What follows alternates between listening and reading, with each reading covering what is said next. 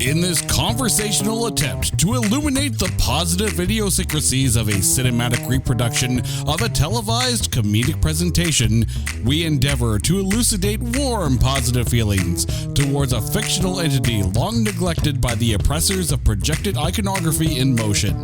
That may be a mouthful, but it was written by someone from France. That said, we're about to do our best to prove to you that Coneheads is not that bad.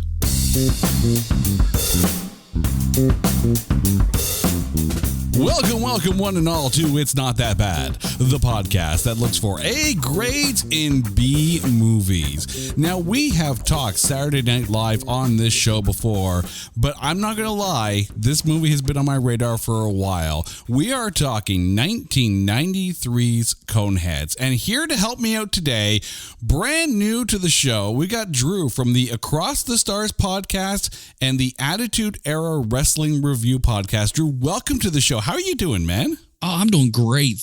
Two things. Thanks for having me, and thanks for letting me watch this movie again. Now, I'm just taking a look here. Like, Across the Stars is a Star Wars-based podcast, and then you have the Attitude Era Wrestling Review. So aside from the fact that the Coneheads themselves are, technically speaking, foreign objects, what is it about this movie that wanted to make you come onto the show and defend it? Well, you asked me to be on the show, and I just went to IMDb and just started looking at like movies that I just basically clicked on it and started looking through the bottom 100 or just started from the bottom going up. And the first one that I saw that really spoke to me was this one. I remember watching it as a kid all the time. My dad had 4 movies that he would pretty much, when he would watch a movie, this is what he would do. He would put it in, watch it from beginning to end. And to show my age, he would literally have to hit rewind, and he would usually watch it right back to back, the same movie. This was one of the 4 movies. So I've seen this quite a few times, and I hadn't seen it until we watched it last night. Night before last, one of the two. I hadn't seen it in a few years because we have 2 daughters who are 10 and 7. So if it doesn't involve a lamp jumping on the letter I, we don't really get to watch a whole lot of stuff other than that right now. But they watched it with me. My family watched it with me. And I just love this movie. I had forgotten a lot of it. Not really forgotten, but just the little things that I didn't pick up on maybe when I was younger that I did now that I just love this movie. Have I mentioned I love this movie? I'm starting to think you love this movie. I just love the fact that your process to get to this movie was very Drake-like in that you started from the bottom and now you're here. Also, I'm just wondering, as a parent, how many times have you wanted to tell your kids to maintain low tones? Oh, I absolutely. I don't know if I've ever said that to them, but I will ask them, do they want to participate in the consumption of mass quantities a lot? And they will look at me like I am growing a conehead. I kind of want to get my kids to watch this film now because then they'd probably understand why I'm as weird as I am. But that's okay. But before we dive into Coneheads, the Saturday Night Live translation from TV to film, it is time to take this 1993 comedy epic and trailerize it. A family living and working illegally in a country they never chose to be in, on the run from ruthless immigration officials hell-bent on their own career ascension. In a story surprisingly not produced by Fox. From the man behind the personification of Dr. Evil comes a movie from the mind responsible for thinking Blues Brothers 2000 was a good idea. Dan Aykroyd stars in Coneheads, a 5-minute sketch stretched out 18 times longer than its original length. A script that requires its own Conehead to English dictionary.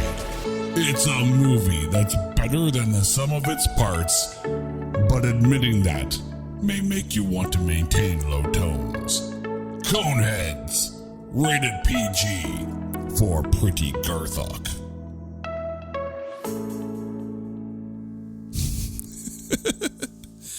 I was on mute. I I was laughing through a lot of that, especially the Fox News part.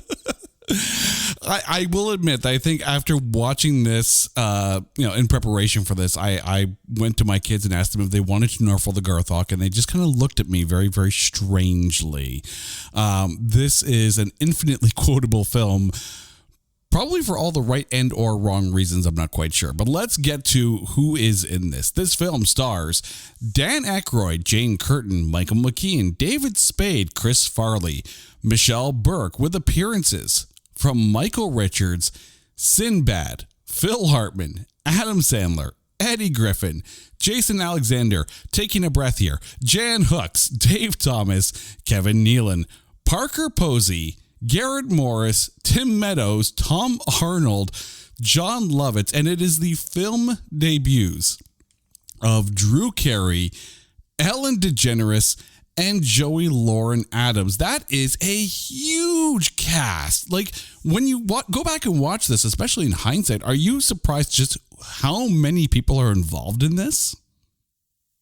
Oh, my very first note I wrote was an absolute all-star A-list cast, and it was just blew my, even my mom's like, she's like, wow, everybody's in this.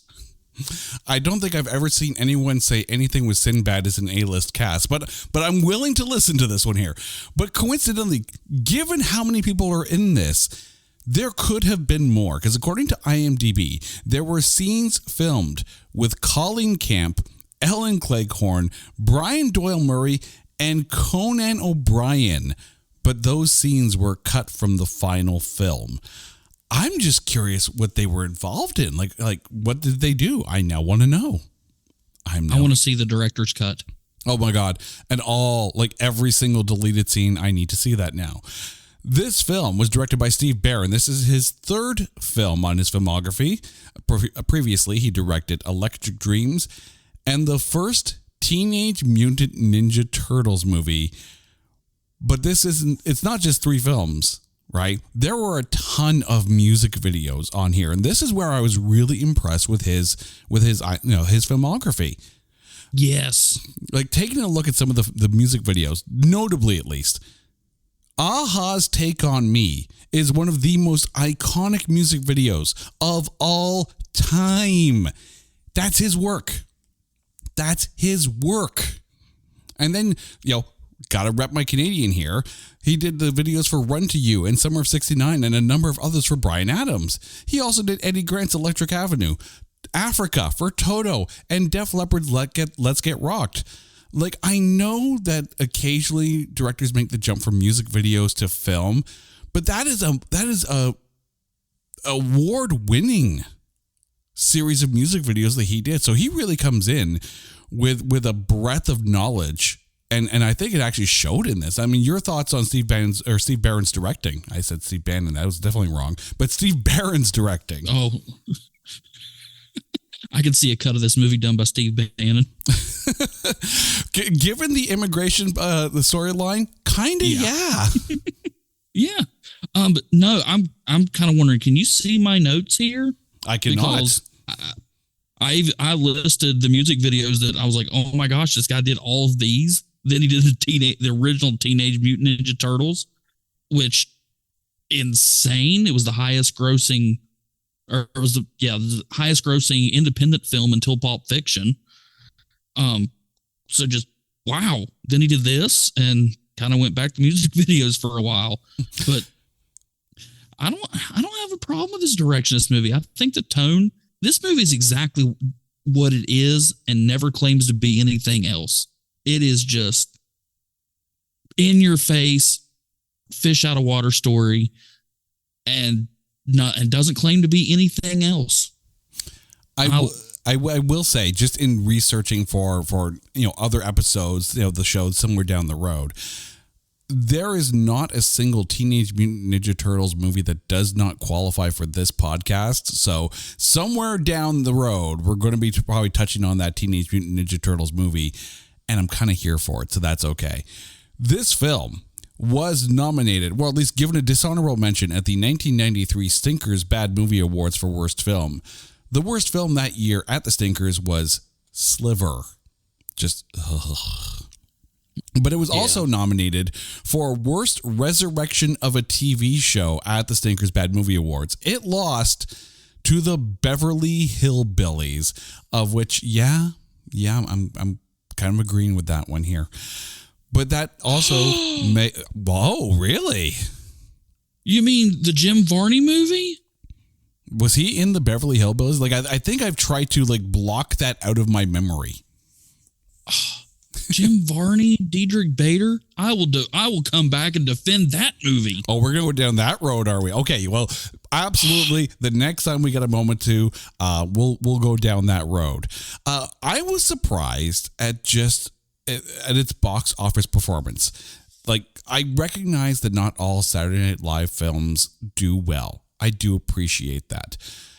But in 1993, when this film was released, the July 23rd weekend, it debuted only at number 6. 6. Like, the top grossing film debuting that weekend was Poetic Justice with Janet Jackson. Like, what? Over Coneheads? Yeah, that's like way pre-nip slip Janet Jackson. I know, right? I mean, I get it. It's around the time when Janet Jackson is putting out phenomenal albums. Like, I get it, right? Like, she is, in 1993, Janet Jackson is one of the hottest stars on the music scene.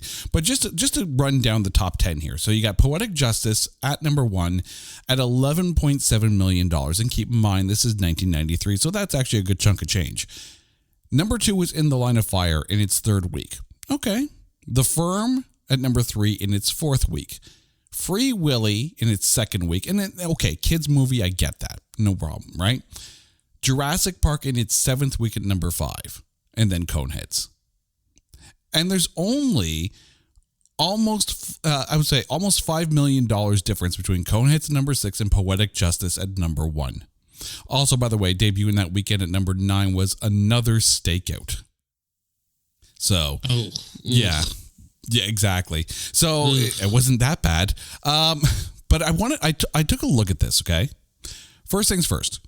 This film, as far as the rating goes, over on Metacritic has a Metascore of 49, and then at Rotten Tomatoes it has an audience score of only 37 and a tomatometer of 35.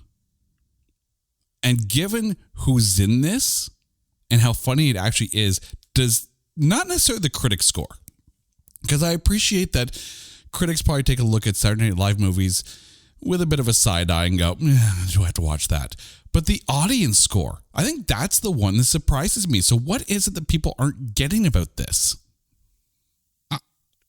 Your guess is as good as mine, because as I was watching it, I put it on my social media things, and but nobody commented that they didn't like, because I asked, what's your opinion of this movie? Everybody's like, haven't seen it forever, but I remember it, hilarious, love that movie, or they would just quote it. Yeah. And because this is why I picked it. When I saw that, I'm like, I could understand that if it was, upper 40s, lower 50s, I can get that. It is a stretched out Saturday Night Live sketch, which is not necessarily a bad thing. That's not putting it down. But 39 and 34, that was just like, have they seen this movie? Right. It is hilarious. But let's take a look at comparisons here. Rotten Tomatoes put out a list of all the Saturday Night Live movies ranked by tomatometer. At number 1 was Bob Roberts with a 95% tomatometer and a 78% audience score. Of the 12 movies that were listed, Coneheads sits at 7. Wayne's World sits at number 2 with a 79% critic score. Blues Brothers, 73. Wayne's World 2 at 60. And you know what? I don't disagree with those 4. I mean, I could give or take Bob Roberts, but that's just personal preference. But I mean, obviously Wayne's World to me might be the pinnacle of good Saturday Night Live films. But then it gets interesting after that. MacGruber sits at a 47% critic score with a 35% audience score. So a lower audience score than Coneheads. Then at number 6, you have Blues Brothers 2000 which I may be biased because that may have been the worst Super Bowl halftime show ever when they showed up. But Tomatometer 47%, audience score 37%. So the audience score is equal to Coneheads. Coneheads is infinitely more funny than Blues Brothers 2000. And if it's a Saturday Night Live film, I want it to be funny. Like, I don't know. What are your thoughts on Blues Brothers 2000 just quickly, just to compare the two? I couldn't finish it. I made it about 25 minutes into it, and I realized that John Goodman wasn't Jim Belushi or John. What Jim or John? John Belushi. I get him confused. And I went, no, this is why. I just kept asking myself, why is A, this a thing? B, why am I watching it? And I just couldn't. And if you put these two movies, Coneheads and Blues Brothers 2000, in front of 1,000 people, 999 of them are going to pick Coneheads, and the other one just died of a heart attack. I mean, just to put it into perspective, okay? Like, if you're ranking this from audience score, okay, working from the bottom up, Drake rules here. It's Pat has not only the lowest tomatometer at 0%, but the lowest audience score at 29%, which I'm surprised it's at least a 29% for an audience score. I think it's 28 too high. Probably about that, yeah. But Coneheads is tied for the third lowest audience score of any Saturday Night Live movie. Just below it, as far as critic score goes, Superstar sits with a 32% critic score, 59% audience score. Stuart Saves His Family has a 30 critic score, but a 52% audience score. The Ladies' Man has an 11% tomatometer and a 42% audience score. I'm going to give Night at the Roxbury a pass because I actually enjoyed that film. But even that, critics score 9%, audience score 69%. Coneheads is getting a bum rap over on Rotten Tomatoes. Like, straight up bum rap. Like, there is no way that Stuart Saves His Family is better than Coneheads. I'm sorry. I'm sorry if you like Stuart Saves His Family, but I'm calling it right now. Like, just... seriously. But I didn't even know that was a movie. I'm sorry I have, brought that reality to you. It's not that good. Like, it's the opposite of this show. It's not that good. But let's get to the breakdown and figure out why this film deserves so much better. And we got to start with Dan Aykroyd, who of course plays Beldar Conehead. So Drew, what are your thoughts on Dan Aykroyd in this? How do I want to put Beldar? Does Dan Aykroyd absolutely overact the crap out of this? You 115% bet he does. Is that the absolute perfect way to play this role? Perfect. He overacts it just so dry. If that makes any kind of sense, it does in my head, which means nobody else will understand it. So let me try to explain. He is, like I said earlier, he is the fish out of water. He is the alien stuck on Earth. And this whole movie was 86 minutes runtime of just the Coneheads dealing with everyday human situations and making them humorous.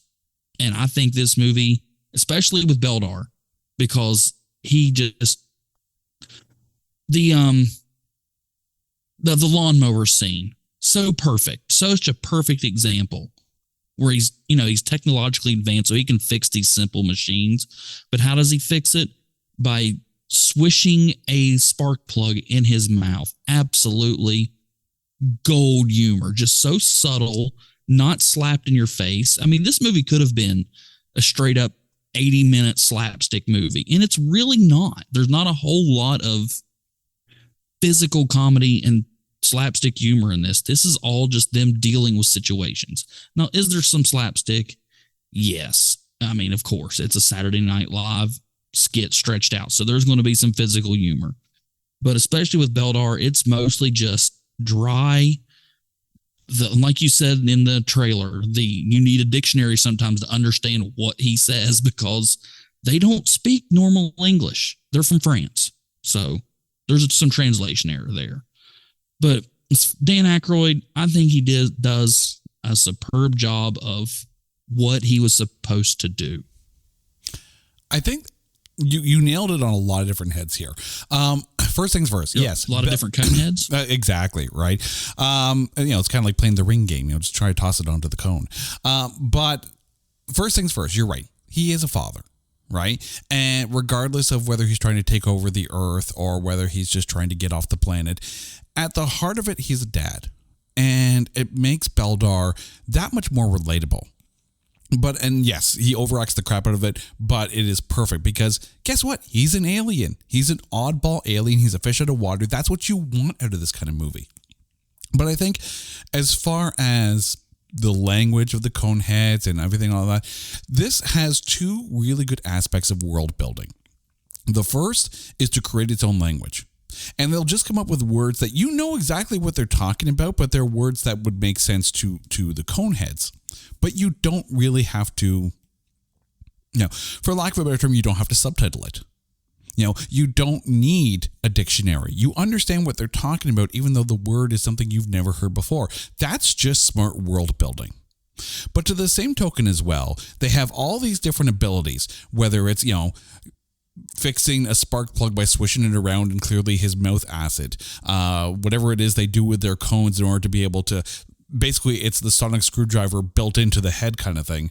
But they don't elaborate as to everything that the Coneheads that, can do, but that's okay. Show me, don't tell me, right? Don't be didactic and don't treat us like we're idiots. Talk to us like they would talk to each other. Show us what they can do, but don't feel you need to elaborate on why they can do that. I don't care. It's funny as hell. They're aliens. It's a comedy movie. I'm cool with that. And the fact that, Dan Aykroyd is one of the co-writers on this, and two of the other co-writers that went on to do Third Rock from the Sun, it's brilliant world building, right? And the fact that you're more often than not, the things that you are quoting from this film are things that are in Conehead language, like, Garfel the Narthok, or Narfel the Garthok. I always get those two mixed up. Narfel the Garthok or Mabs. Those are the things you're going to quote, and that's perfect world building. Like, kudos to him, not just as an actor, but as a writer. Like, it works. Now, that being said, in doing my research and going through IMDb, and you see all these stories of how he was on set, I'm not even going to address that. We are here specifically to talk about his performance in this film. Not going to get into the stuff that we were never behind the scenes for, because we don't know. But moving on to Jane Curtin as Primat Conehead. How was Jane for you? Because obviously she wasn't the original wife to Beldar. Of course, that was Lorraine, I can't remember her last name, but she was actually in this film. But Jane Curtin as Primat for you. Jane Curtin, to me, is one of the most underrated comedic actors in American history for three reasons in three roles. This one, Third Rock from the Sun, is Dr. Mary Albright, which is just absolute perfection on nailing a role. And three, her and some of her Saturday Night Live skits are just great. This woman is, because I think it's it is mostly just how she looks. She does not look like she would be an amazing emoting physical comedy actor, but she nails it in all three of these roles. And the one scene in this one where I think they threw her up a softball. Well, they threw her a fastball, and she said, "You know what? I'm knocking this out of the park." It could have been the stupidest scene in the movie that could have took me right out of the movie, but it didn't. And I think her facials, her voice, her screaming just nailed this scene. And that's the birth scene in this movie. If you've seen it, you know what I'm talking about, where it's just 7 miles of chaos, everybody running around. And I know Sinbad sometimes gets a bad rap, but him with the video camera, it popped me and made me laugh out loud. Or the spot where her water breaks, just look at her face. Oh my gosh. It is just absolute perfection. And she's I don't want to put it. She's dry like Dan Aykroyd, but in a different way throughout this, because he's more, even when they first get there, he's more, well, we got to find a way to get off here. We're going to still take over the planet.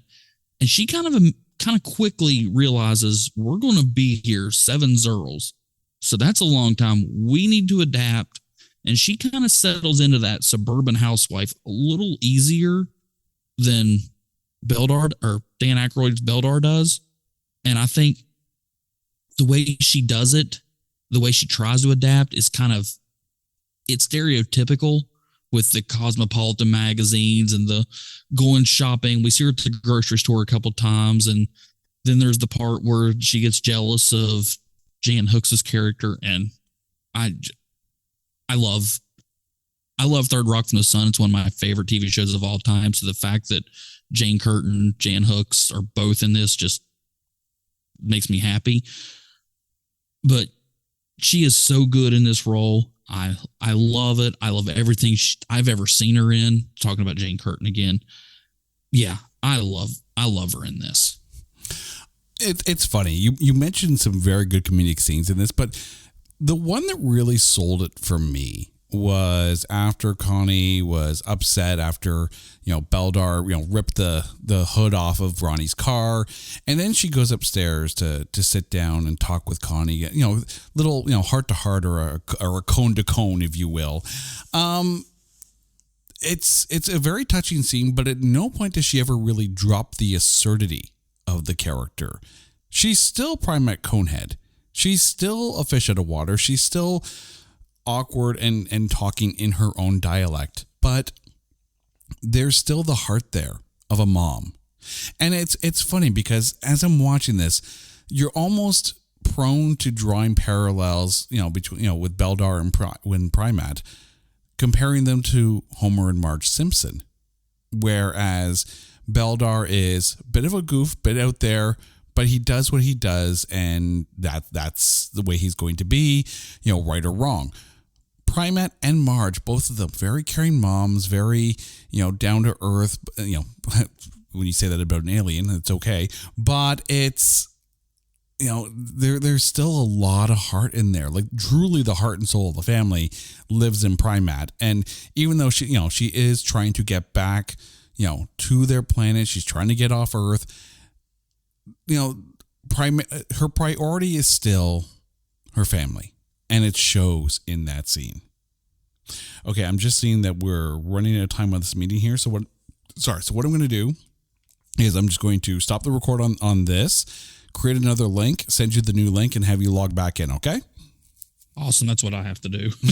All right, so give me 2 seconds here, and I will shut this down and then send you a brand new link. So hold on. All right.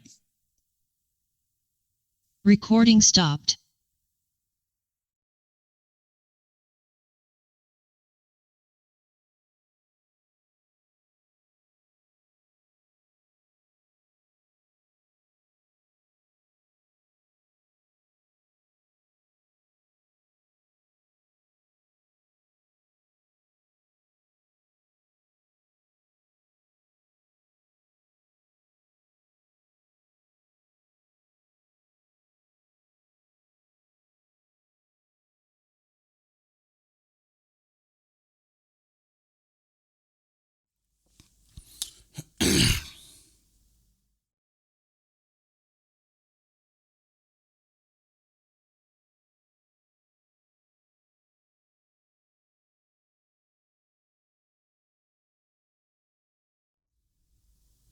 All right, all good? Yes, sir. All right, I'm still recording on my pod track, so that's still good. So we can keep going from there, okay? All right, works for me. And of course, she's also the mom to Connie. It's played by Michelle Burke. This one was a surprise for me because I was not familiar with Michelle Burke's work really at all. I mean, aside the fact that in 1993 she was also in Dazed and Confused, so that's a good year for her. But how was Michelle Burke for you? Well, little spoiler, well, not spoiler alert, because that was a really weird way to say that. A little behind the curtain, I guess I could say. Kind of use something for my podcast. Behind the Jane curtain? No, not behind Jane curtain. No. Michelle, Connie Conehead, I'm not going to lie, when I was a little younger and watching this movie, may have had a little crush on Connie Conehead a little bit. I know she had a cone head, but I was going with more of the face. She thought she was cute. But anywho, I kind of thought she got the teenage role a little pretty good. Side note, I don't know if you were going to mention this or not, so I'm going to go ahead and throw it out there because I saw this and thought it was absolutely the cutest thing ever that Dan Aykroyd brought his daughter at the time to set, who loved the Conehead thing, wanted her own costume, so they ended up casting her as 3-year-old Connie Conehead. That was just cute. Made me go, "Aw." And that just goes to show, how much of a passion project this was for Dan Aykroyd. It's really nice to see those stories. But yeah, I think with Michelle Burke as playing, teenage Connie, it's funny because she's actually really, really good in this, to the point of I'm surprised she didn't, blow up after this. Because this could have been a very whiny role. It really could have. And it could have been Luke Skywalker. It could have been Marissa Tomei out of Oscar, right? Like that kind of tonality. And as much as, and don't get me wrong, like we just talked about Oscar on the show. Love that movie, but her voice, was giving me Fran Drescher vibes. I'm not going to lie. But Michelle Burke made a very likable teenager, to the point where it's like sometimes you see the teenagers like, I don't want to be my parents. I don't want to do what you do. No, that's annoying. Michelle Burke hit the perfect level of sweetness. Like, she's still a conehead. She understands their language.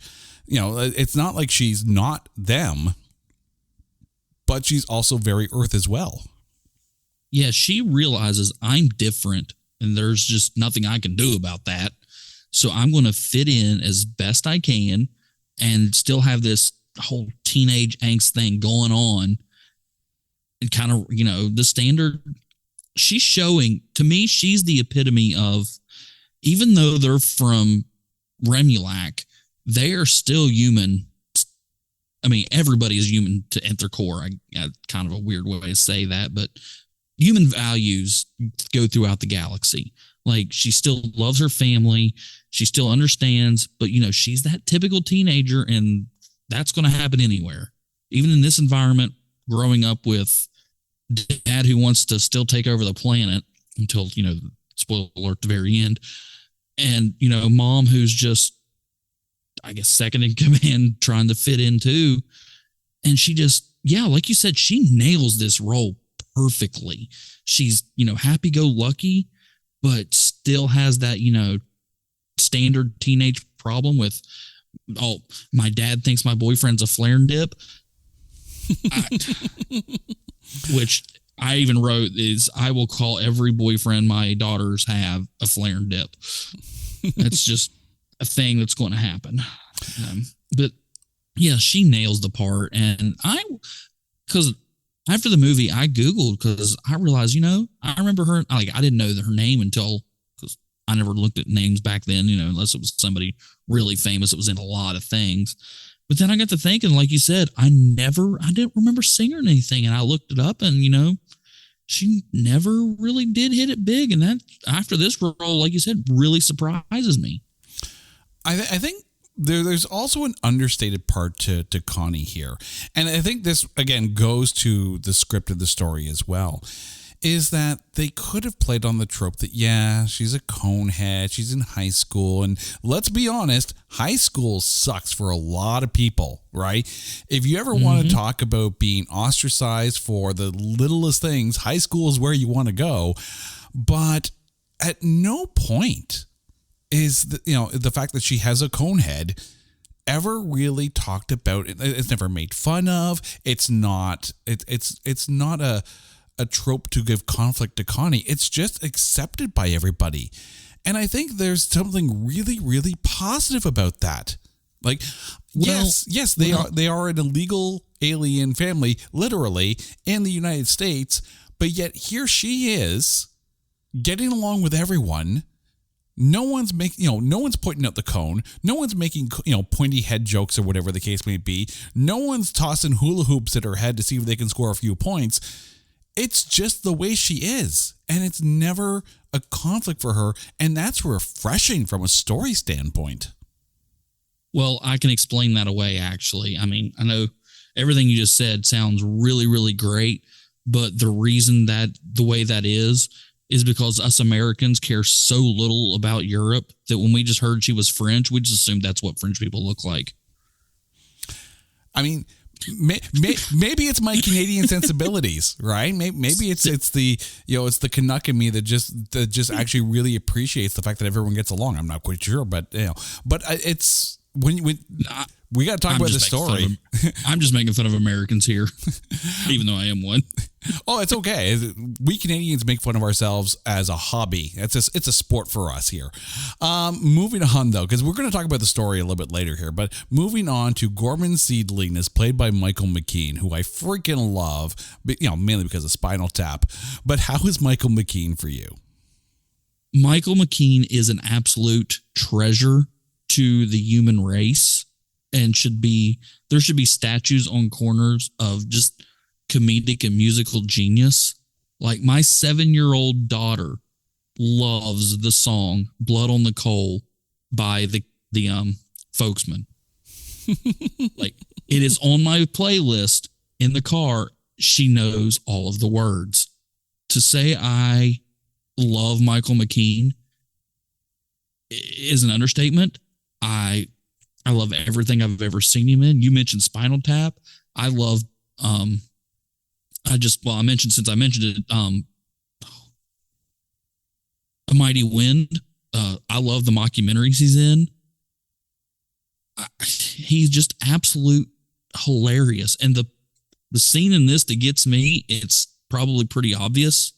Well, not really obvious, but the part where he starts playing where him and David Spade are Jehovah's Witnesses and go in there and just start grilling them.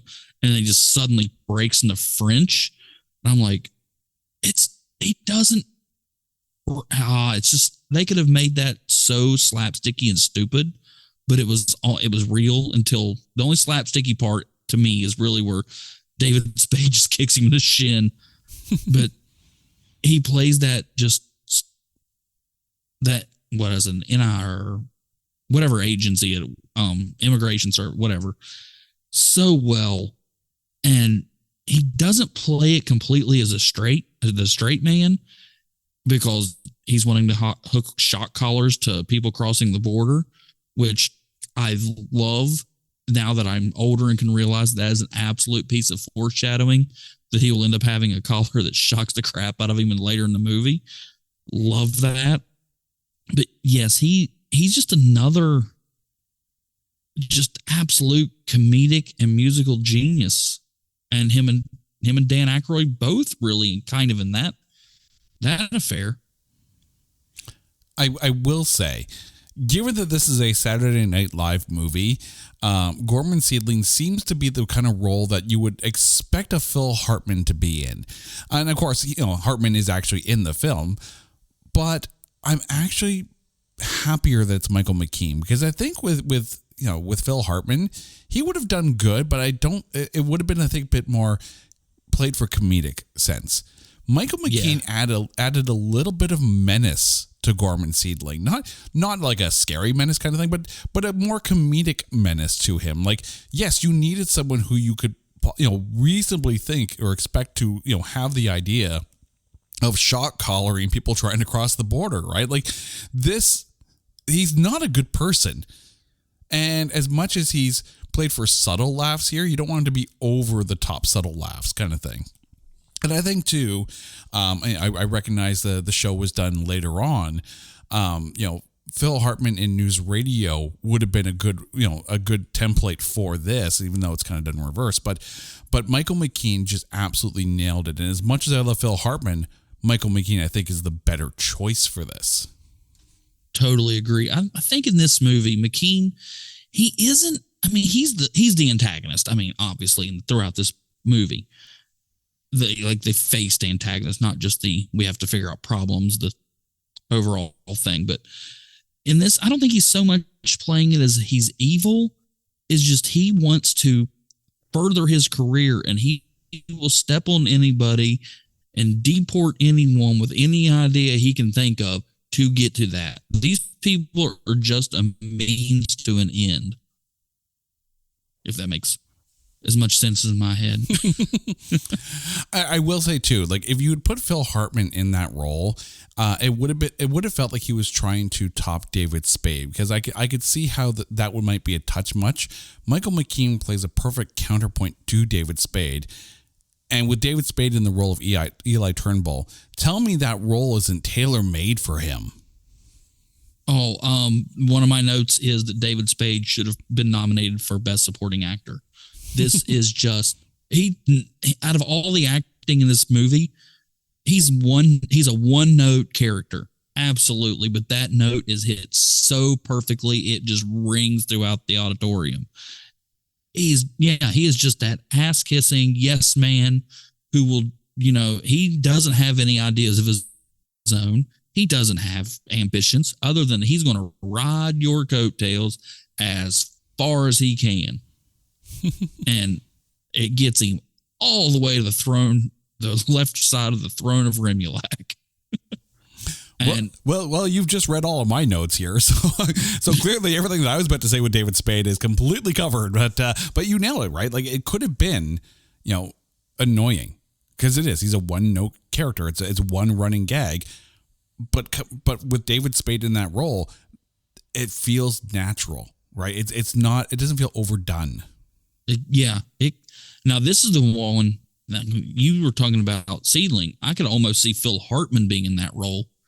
Except he's just, I think Spade, his stature of being smaller than Michael McKean helps it out too. So I don't know if Hartman would have been, because he'd have kind of been, size-wise the same. And if you notice, when they shoot Seedling and Spade together, it's almost always from up to down, so it makes him look even smaller.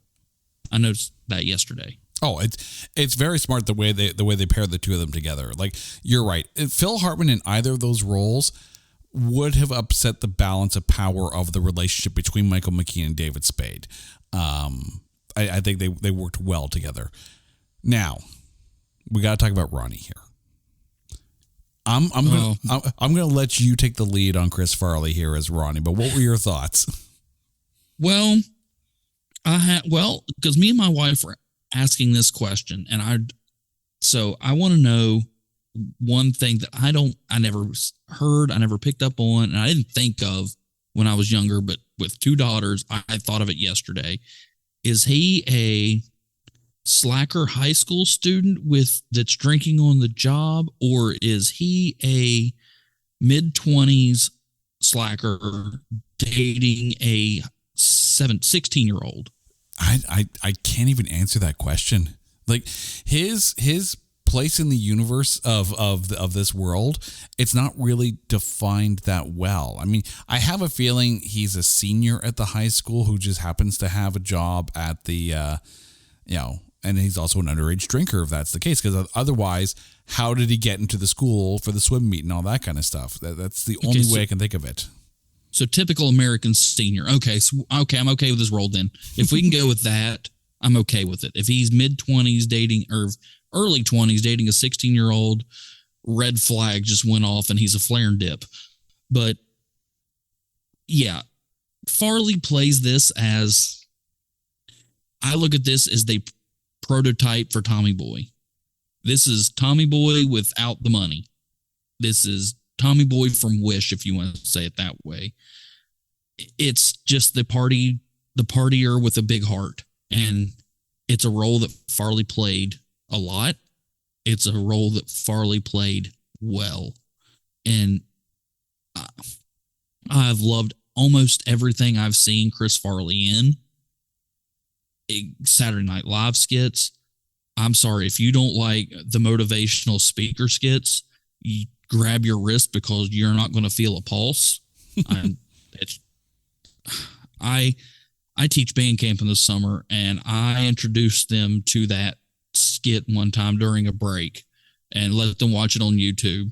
And for the rest of the week, All I had to do is say the phrase, "You're going to live in a van," and they would yell back at me in unison, "Down by the river." Chris Farley is an absolute. If we're going with Mount Rushmore of 90s comedy, he's going to be the biggest face on there, probably. At least maybe 1, 2 with take your pick. But he was just perfect in everything. This role, again, every character in this, there is no like multi-dimensional great characters. Everybody is what they are, and they don't need to be anything else. That's just the type of movie it is. And not everything has to be Shawshank Redemption. Sorry, it just doesn't. He is the drinking high school senior, if we're going with that route, who has a crush on the Conehead girl. And, you know, God bless him, because he's looking right there at Joey Lauren Adams, who I had a crush on through college, like nobody's business. And he's looking at her and going, you know what? I'll take Pointy Top. So good for him. He can see inner beauty before he even knew what she sounded like. But anywho, so yeah, I like Chris Farley. I think he did a pretty good job with, he wasn't in this movie a whole lot, but when he got the spotlight, like when he yells out of the car at the end,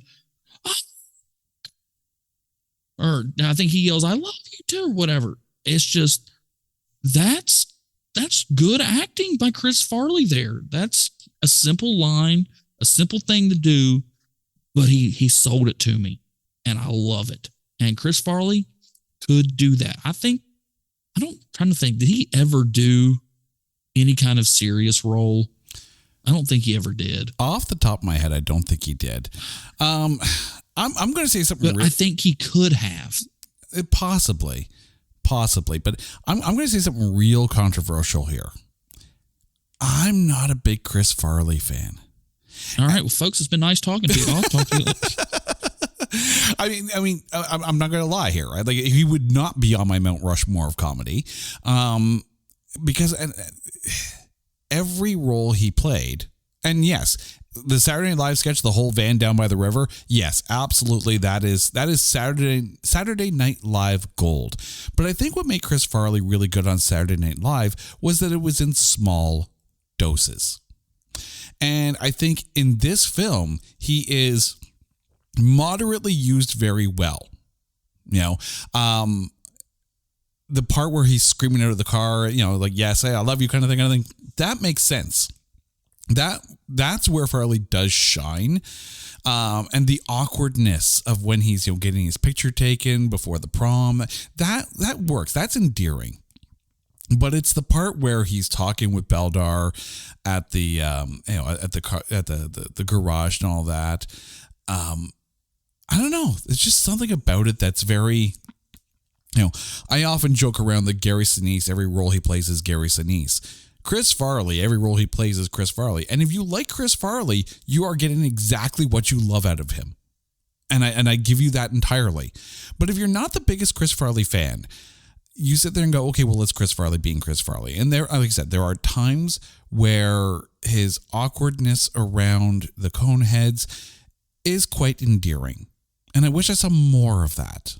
But I mean, that's just me. You know, I'm now going to get like hate mail on Twitter, you know, like everybody else on Twitter.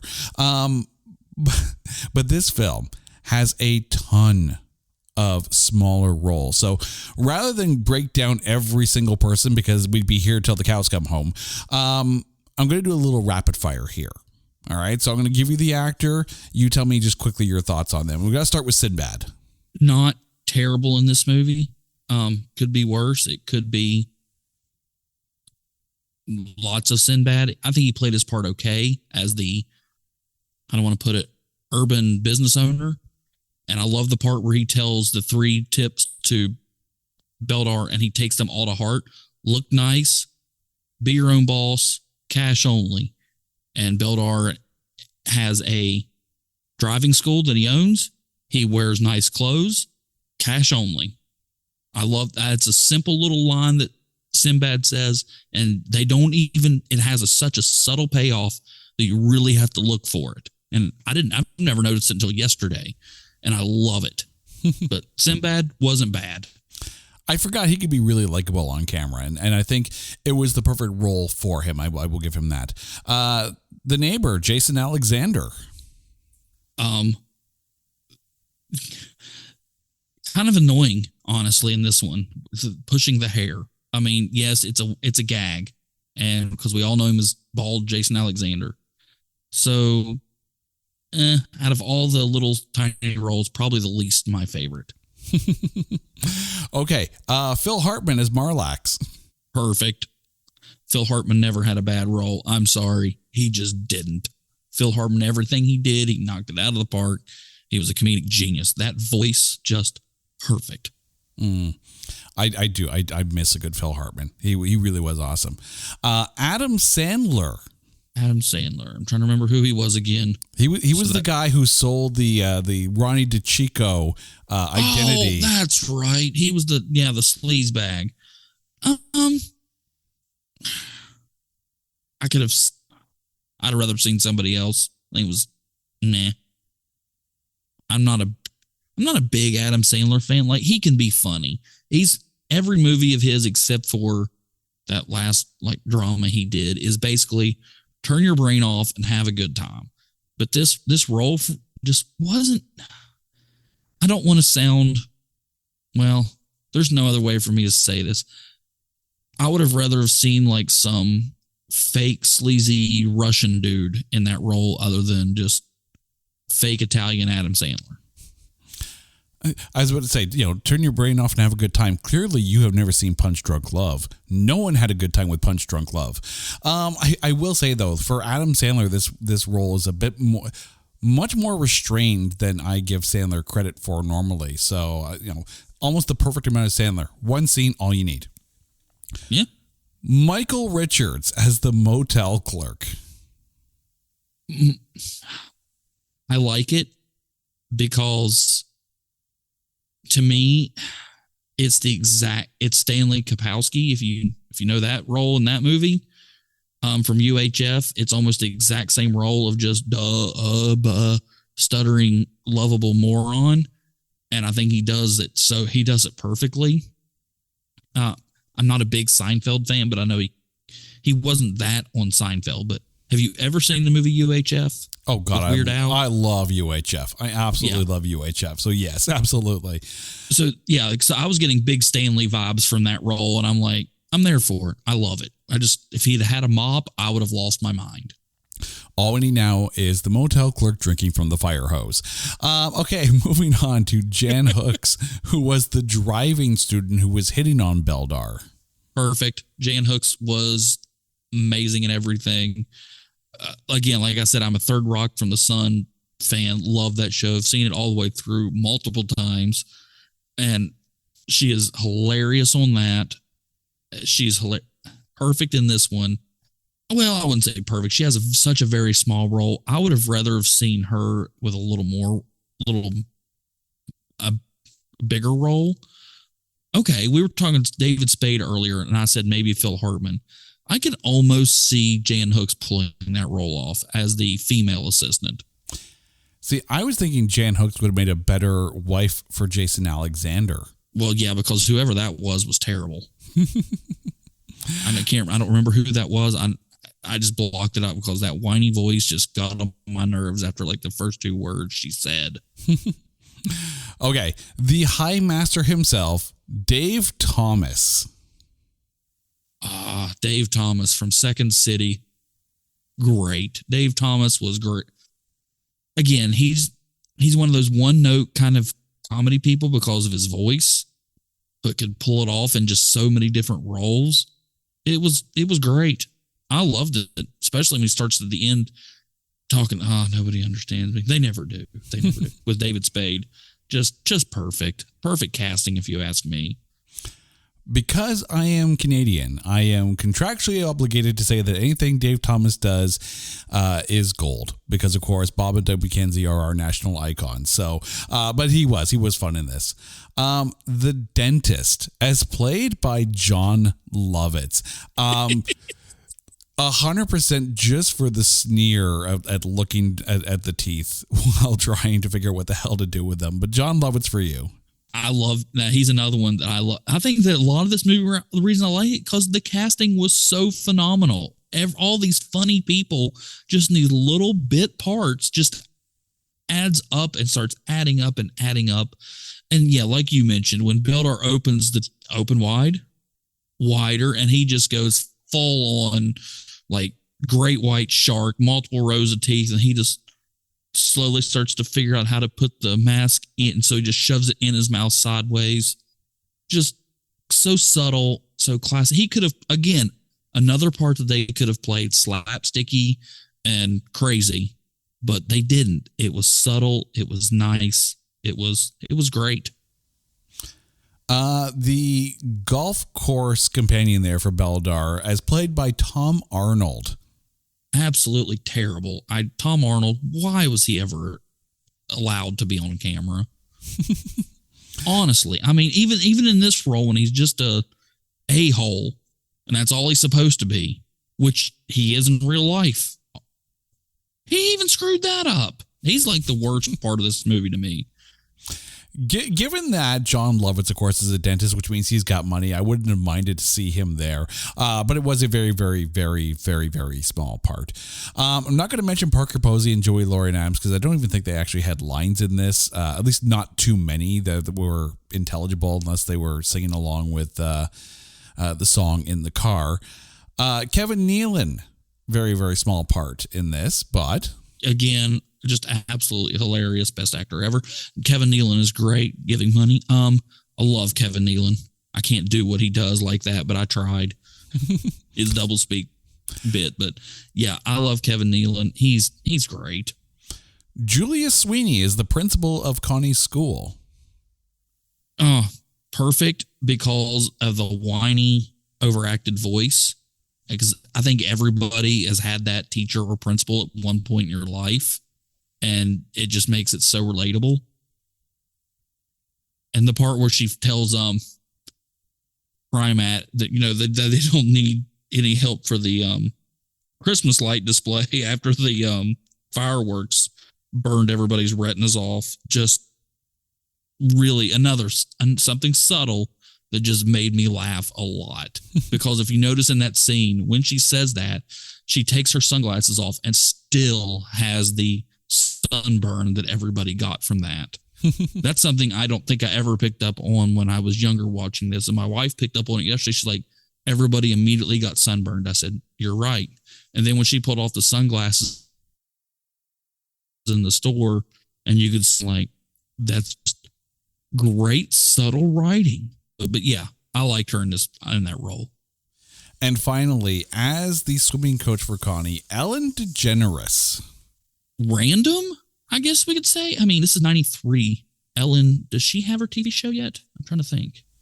Well, it was her film debut. It was her film debut. She had a TV show, Ellen. It was a sitcom. I have a feeling that came after this. I think it did. Just random, I guess, would say. Just, I don't know. I don't remember her ever being in a movie except for this one. Okay. I have to put this out there.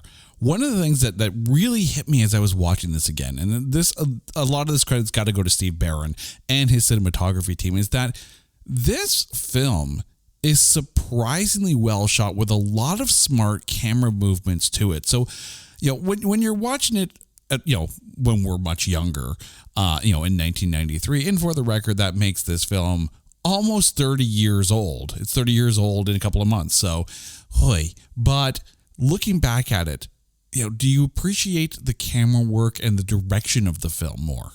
Yes. I mean, I mentioned earlier, like, they always shooting kind of down on McKean and Spade, so it makes him look even smaller. To the not showing, well, how I want to put that. But overall, yes, I do. And you were talking about this movie being 30 years old, and it's not really a dated movie, honestly. There's a few things that date this movie, and this is a movie that you could put at any time, and it just could be there. I mean, the cars kind of date it. The music, which is great music, by the way. We haven't talked about the music in this movie yet, and it's wonderful. The score and the soundtrack. What else did I say could date it? There was a couple things I thought of. Now I forgot what it was. But anyway, there's not a whole lot of like the clothing. The clothing can date it, but that's even coming back in style. But this is just a timeless story, really. To your other point, cinematography. Yeah, this is beautifully shot. Mostly, it's a bright, happy movie.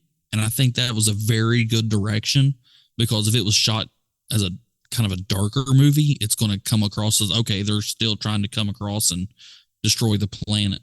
But now the beginning scenes, I know it's at night, but even the early, where we got to contact Remulak, are still a little darker inside the store, inside their first little trailer.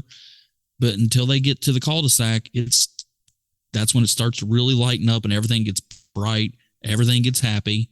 And then, so when they go back to Remulak, everything starts getting darker, more darker tones, less light, less happy.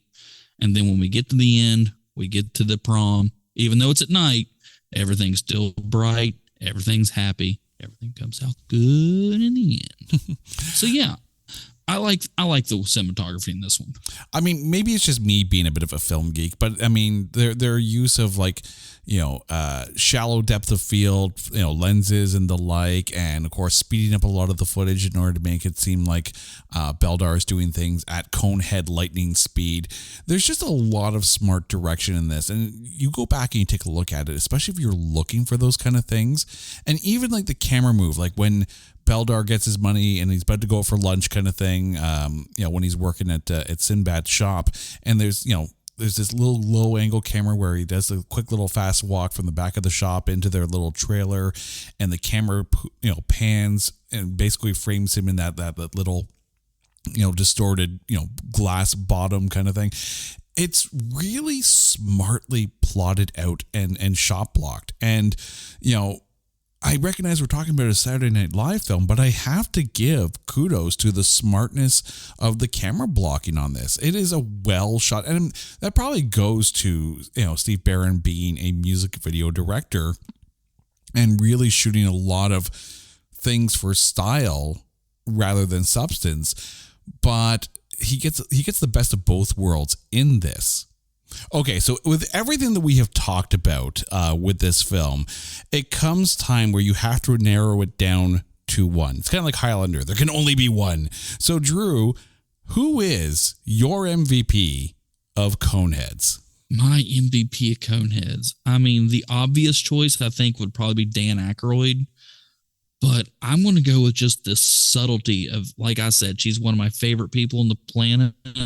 I'm going to have to go with Jane Curtin. I think she nails it. She's just so funny.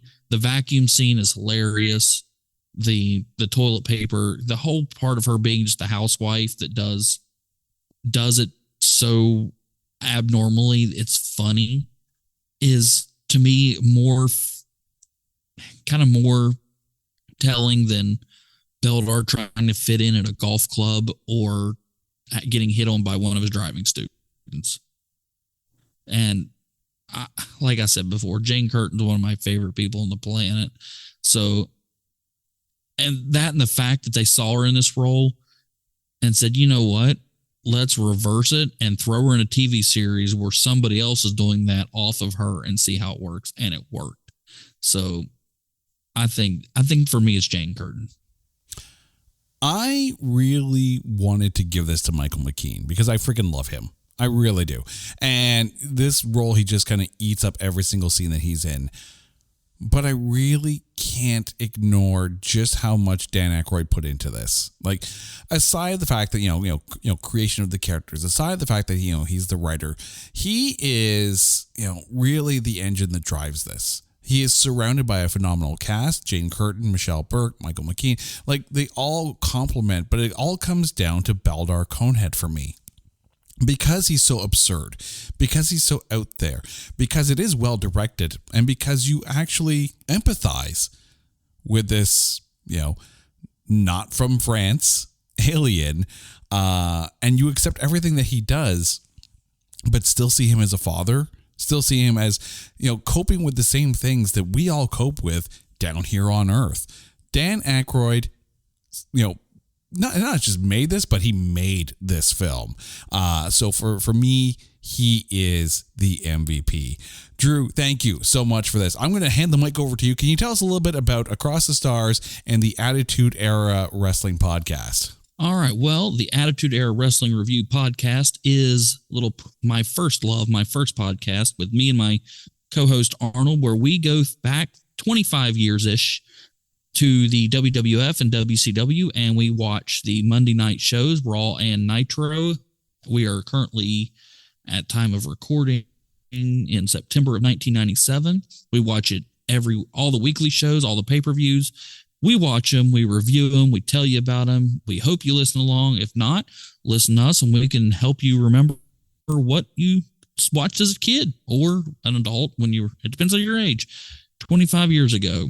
That's my first podcast, which you're going to be a guest on, by the way. I am looking forward to that because it's been a while since I watched wrestling, but I am looking forward to getting back into that one. That's going to be a fun one. Yep. And then I also have with my friend Brandon, Across the Stars is a chronologic journey through the Star Wars universe, where we have been going through everything Star Wars and not in release order, which we totally want you to watch it in release order first, because everybody should watch it, the way it was intended. But we're going back through it chronologically for, probably our umpteenth viewing, but whatever, let's call it second. And going through it, in timeline order to see just, how things stack up, how we got to where we were, without the 4, 5, 6, 1, 2, 3. And I refuse to acknowledge that 7, 8, 9 exist, but not really, but we're going to review them eventually. But yeah, so we do that. We did episode 1, we did episode 2. We're in watching the Clone Wars series, which is crazily out of order because it's an anthology and not a series. So you never know what season and what episode we'll be reviewing next week. Our first 2 episodes at time of recording are up on your various podcasting platforms, except Apple and Google are being difficult, but they always are. But yeah, so we go through and we watch Star Wars and we review it and tell you about it and hope you interact and talk with us about it. See, I fear for you guys because, you're going through it chronologically. You're going to get to a point and then Star Wars is going to come out and say, oh, by the way, we're doing the High Republic, everything that happened before episode 1. And you're going to be like, damn it, we have to go back. Already happened, because a little behind the curtain here on that one, we recorded like the first, I totally forgot about Tales of the Jedi coming out, or I would have waited to start the podcast. So we recorded like the first 4 or 5 episodes, then Tales of the Jedi comes out. And I'm like, crap, this is a lot of stuff before we even started we need to do. So I found some sci-fi nerds and we put together a round table and actually recorded it like as our 7th or 8th recording session, but it came out as episode 2, our second release. So there's kind of some inside, like, hey, this is our second episode. But yeah, so that's already happened. And I know Disney's going to throw some more curveballs and probably be like, oh, season 4 of The Mandalorian takes place 30 years ago. I'm like, but you never. Yeah. I mean, yeah. I know it won't. It won't, but of course we got the Ahsoka series coming up, and there is so much more Star Wars coming out. By the way, you make fun of 7, 8, and 9, but if Disney has given us anything great, Rogue One is arguably one of the best Star Wars movies of all time. I will die on that hill. I will die right next to you because it is my number 2 movie of the Star Wars, all Star Wars. Oh, it's so good. So and it's good. probably like 1A, 1B with episode 5. Yeah. Empire, Rogue One, that's the pinnacle right there. That's the Star Wars mountain. But Drew, thank you so much for this. And yes, somewhere down the road, we're going to have to talk about the Beverly Hillbillies. I can just tell right now. Thank you so much for this open invitation anytime. And to you, our listeners, thank you for listening to this episode of It's Not That Bad. Now, you guys know the drill. If you think there is a movie out there that is unfairly maligned, or you think is so bad that there's no way in hell that we can find anything good to say about it, hit us up on Twitter at NotThatBadcast. We're also on Facebook at facebook.com/NotThatBadcast. Make sure you like and follow so you can keep up on everything that we're doing. Let us know what the movie is. We'll watch it, we'll dissect it, and we will find the good things to say because we are looking for those A grades in B movies. Again, Drew, thank you so much for this. This is It's Not That Bad. Until next time, everyone, take care.